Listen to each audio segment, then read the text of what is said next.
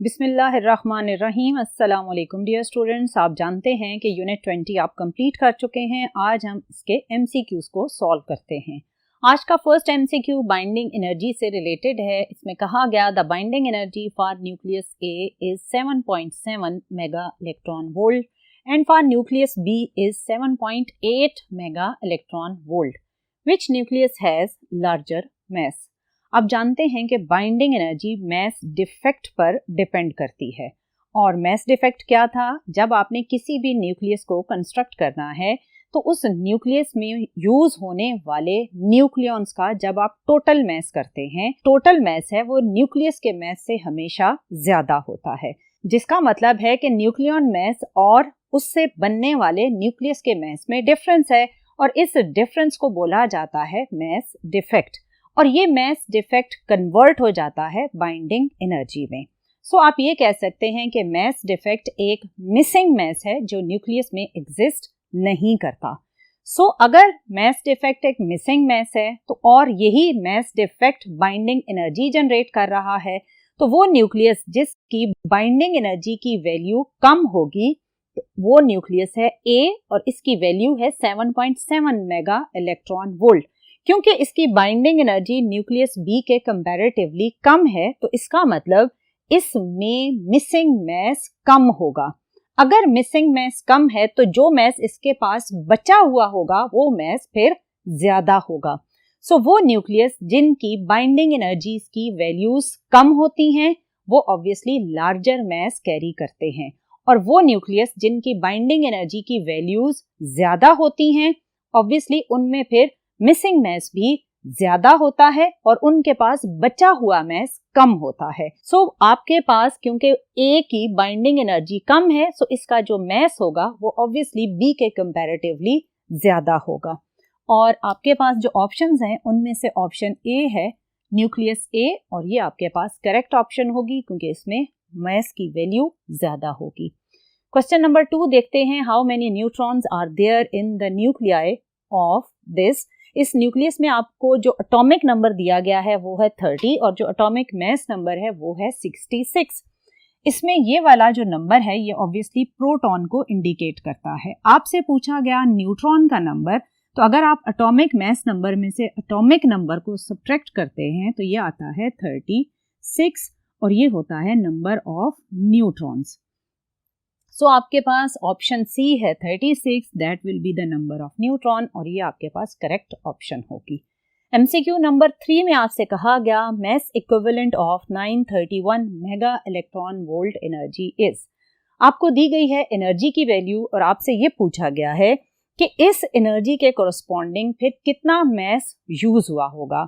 अगर आपने मास की वैल्यू कैलकुलेट करनी है bye knowing the value of energy तो आप यूज करते हैं Einstein mass energy equation.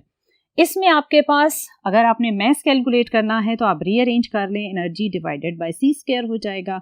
Energy की वैल्यू आपको गिवन है 931 मेगा इलेक्ट्रॉन वोल्ट है। मेगा का मतलब है 10 टू पावर 6। इलेक्ट्रॉन वोल्ट को अगर आपने जाउल में कन्वर्ट करना है तो आप मल्टीप्लाई करेंगे 1.6 10 टू पावर -19 से, और सी स्क्वायर में सी की वैल्यू होती है 3 इंटू 10 टू पावर 8। इस पूरे फैक्टर को जब आप सॉल्व करते हैं तो आंसर आता है 1.66 इंटू 10 टू पावर -27 kg। अब आपके पास ऑप्शन नंबर बी आपके कैलकुलेटेड आंसर से मैच करती है। कुछ बुक्स में ऑप्शन बी में 1.766 गिवन है जो कि रॉन्ग है। अगर आपकी बुक में भी ऐसा ही गिवन है तो उसे करेक्ट कर लें क्योंकि ऑप्शन बी है 1.66 इंटू 10 टू पावर -27 kg और यही आपकी करेक्ट ऑप्शन है। क्वेश्चन नंबर 4 भी अगेन इसी इक्वेशन से ही रिलेटेड है, आइंस्टाइन एनर्जी मास इक्वेशन से। इसमें आपको एनर्जी गिवन थी और आपने मास कैलकुलेट करना था। अब यहाँ पर आपको गिवन है मास और आपने उस मास के कोरस्पॉन्डिंग एनर्जी की वैल्यू कैलकुलेट करनी है। उसने कहा the energy equivalent of 1 kg of matter is about. अब आपको जब मास की वैल्यू गिवन है तो आप यूज करेंगे E is equal to mc square. इसमें m की वैल्यू है 1, c अगेन वही speed of light 3 into 10 to power 8। जब आपने इस फैक्टर को सॉल्व किया तो ये आएगा 9 इंटू 10 टू पावर 16 जाउल।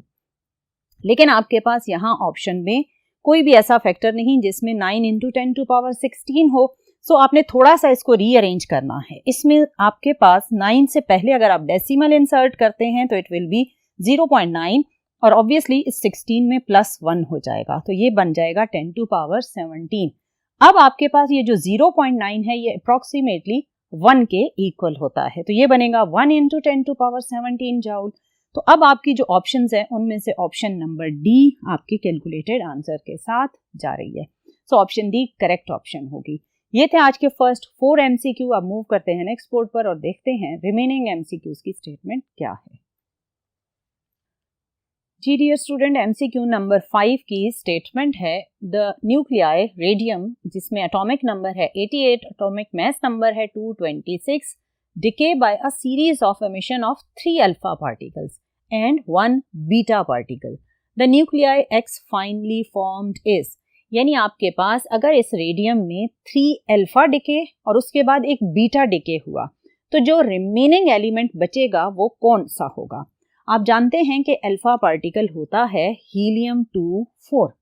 अगर आपके पास 3 अल्फा डिके हो रहे हैं तो इसका मतलब कि आपके पास 3 इस तरह के अल्फा पार्टिकल इस न्यूक्लियस में से बाहर आ रहे हैं। अगर एक अल्फा पार्टिकल आएगा तो एटॉमिक नंबर 2 टाइम्स कम हो जाएगा और एटॉमिक मास नंबर 4 टाइम्स कम हो जाएगा। और अगर 3 अल्फा पार्टिकल हैं तो आप इसको मल्टीप्लाई बाय 3 करेंगे, आपका जो एटॉमिक मास नंबर है वो हो जाएगा 12 और एटॉमिक नंबर हो जाएगा 6।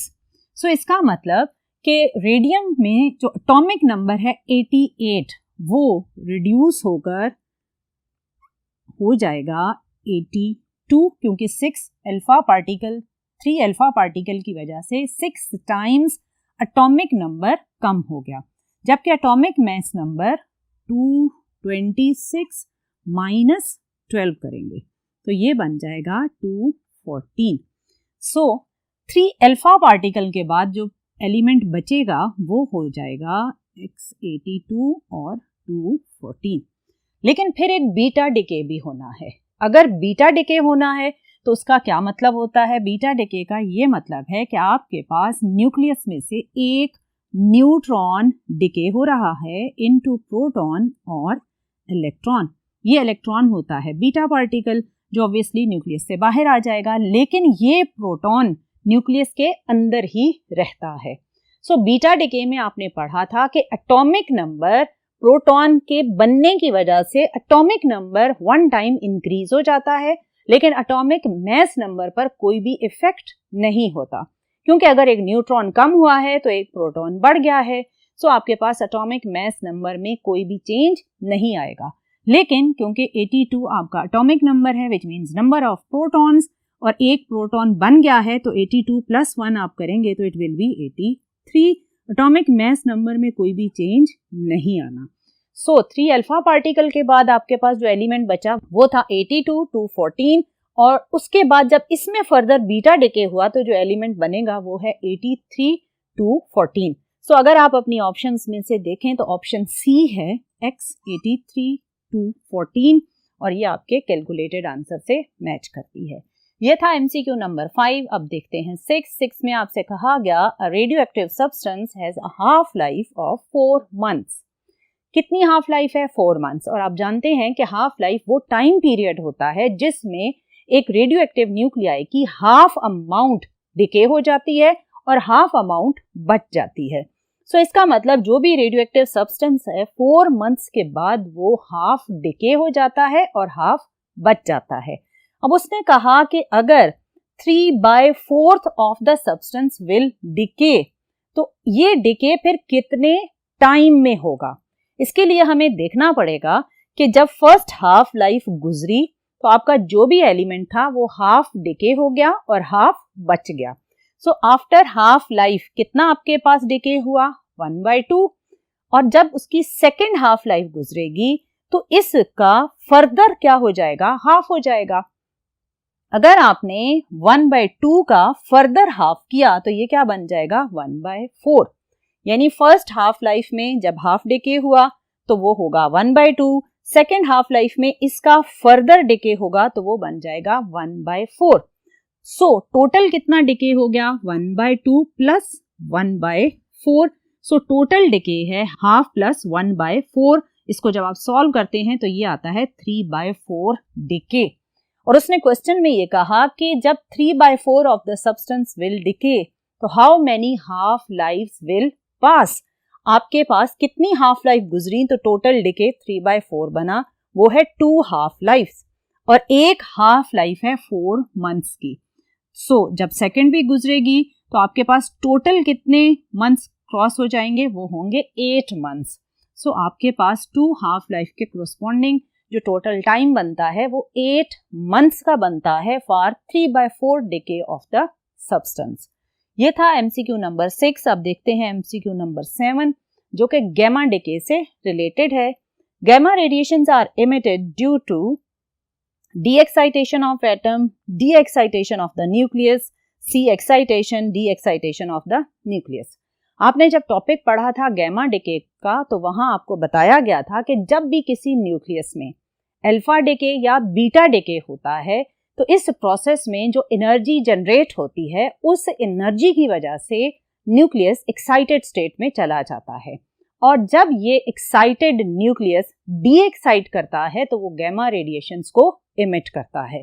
सो basically gamma radiations de-excitation of nucleus से रिलेटेड हैं। सो अगर आप ऑप्शंस देखें तो फर्स्ट है डी-एक्साइटेशन ऑफ एटम, और रेडियो एक्टिविटी वाले टॉपिक में एटम का जिक्र नहीं होता, न्यूक्लियस का जिक्र होता है क्योंकि रेडियो एक्टिविटी न्यूक्लियस से रिलेटेड होती है।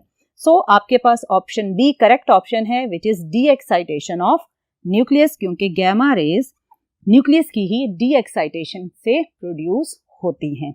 ये था एमसीक्यू नंबर 7। अब देखते हैं एमसीक्यू नंबर 8। इसमें आपसे कहा गया unit of decay constant lambda is.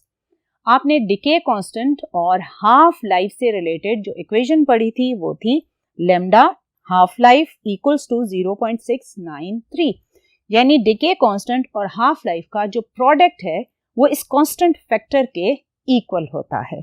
सो इसमें आपके पास अगर आप लैम्डा और टी हाफ को रिलेट करें तो ये कुछ इस तरह बनेगा, ऊपर यही वैल्यू आ जाएगी 0.693। आपके पास जो लैम्डा का यूनिट होगा वो टाइम के अकॉर्डिंग होगा, क्योंकि हाफ लाइफ आप इसमें जब यूज करते हैं तो सेकंड्स में यूज करेंगे। सो पहला ऑप्शन है मीटर सेकंड, नो, देन पर मीटर, सी मीटर, डी है पर सेकंड। सो आपके पास ऑप्शन डी करेक्ट ऑप्शन है, क्योंकि जो हाफ लाइफ है वो रेसिप्रोकल की फॉर्म में आ रही है या डिनोमिनेटर में आ रही है। सो इसका जब आप यूनिट लिखेंगे तो ये होगा पर सेकंड। ऑब्वियसली लैम्डा टाइम के यूनिट के अकॉर्डिंग मेजर होगा और हाफ लाइफ का यूनिट होता है सेकंड। सो आपके पास लैम्डा का यूनिट बनेगा पर सेकंड, और ऑप्शन डी करेक्ट ऑप्शन होगा। अब मूव करते हैं नेक्स्ट बोर्ड पर और देखते हैं कि रिमेनिंग एमसीक्यूज की स्टेटमेंट क्या है।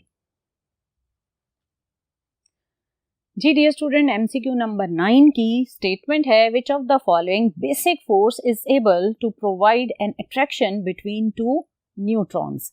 ये बेसिकली न्यूक्लियस में मौजूद न्यूट्रॉन्स की अट्रैक्टिव फोर्सेस से लिंक्ड एक क्वेश्चन है।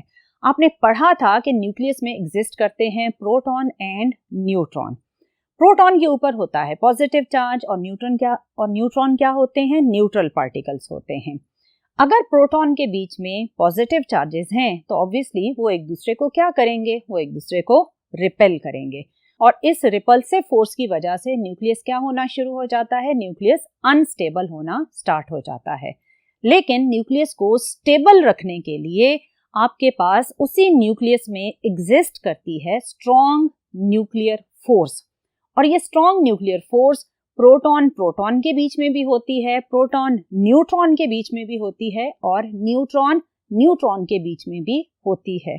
आपने डिटेल में पढ़ा था कि स्ट्रॉन्ग न्यूक्लियर फोर्स क्यों होती है, क्योंकि ये न्यूक्लियॉन्स आपस में एक्सचेंज करते हैं पायॉन्स पार्टिकल्स, और इन पायॉन पार्टिकल्स के एक्सचेंज की वजह से स्ट्रॉन्ग न्यूक्लियर फोर्स जनरेट होती है बिटवीन द न्यूक्लियॉन्स, और वो न्यूक्लियस स्ट्रॉन्ग रिपल्सिव फोर्स होने के बावजूद भी डिसइंटीग्रेट नहीं होते, क्योंकि स्ट्रॉन्ग न्यूक्लियर फोर्स उस रिपल्सिव फोर्स के कंपैरेटिवली स्लाइटली ग्रेटर होती है, और इसके ग्रेटर होने की वजह से न्यूक्लियस स्टेबल रहता है। अब आपसे सिंपल ये पूछा गया है कि न्यूट्रॉन के बीच में जो अट्रैक्शन है उसकी क्या रीजन है। ऑप्शन ए में कहा गया electrostatic and nuclear force, B में कहा गया electrostatic and gravitational force, C में कहा गया gravitational and strong nuclear force. ये आपके पास करेक्ट ऑप्शन है, क्योंकि बेसिकली स्ट्रॉन्ग न्यूक्लियर फोर्स ही है जो न्यूट्रॉन के बीच में एग्जिस्ट करती है। और आप जानते हैं कि न्यूट्रॉन न्यूट्रल पार्टिकल है और मैस भी कैरी करता है, और इसके मैस होने और न्यूट्रल नेचर होने की वजह से न्यूट्रॉन के बीच में ग्रेविटेशनल फोर्स ऑफ अट्रैक्शन भी एग्जिस्ट करती है। सो आपकी ऑप्शन सी करेक्ट ऑप्शन है, क्योंकि न्यूट्रॉन के बीच में जो अट्रैक्शन होती है वो होती है ग्रेविटेशनल फोर्स ऑफ अट्रैक्शन और strong nuclear force of attraction. So option C correct option है। लास्ट एमसीक्यू सिंपल सा है, बॉटम कॉर्क्स कैरीज चार्ज। आपकी बुक में सारे जो कॉर्क्स हैं, up quark, down quark, bottom quark, charm quark, सारों की चार्ज की वैल्यूज गिवन हैं, और आपके पास जो बॉटम कॉर्क की वैल्यू होती है चार्ज की वो होती है -1/3 charge of electron. So option number D इसकी करेक्ट ऑप्शन है। सो डियर स्टूडेंट, ये थे आज के 10 MCQs। इंशाल्लाह आने वाले लेक्चर्स में मजीद डिफरेंट कॉन्सेप्ट्स के साथ मिलेंगे। टिल नेक्स्ट लेक्चर, अल्लाह हाफिज।